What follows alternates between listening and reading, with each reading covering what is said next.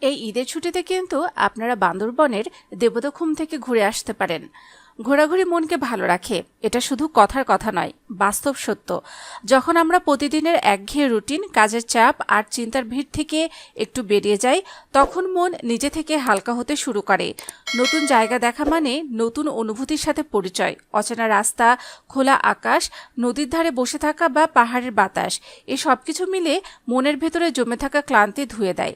ঘোরাঘুরির সময় আমরা বর্তমান মুহূর্তে বাঁচি, অতীতের দুঃখ বা ভবিষ্যতের ভয় তখন আর মাথায় ভর করে না। প্রকৃতির কাছাকাছি গেলে মন শান্ত হয়, স্ট্রেস কমে, চিন্তা পরিষ্কার হয়। অনেক সময় জীবনের জটিল প্রশ্নের উত্তরও পাওয়া যায় এক কাপ চা হাতে কোনো অচেনা জায়গায় বসে থাকলে।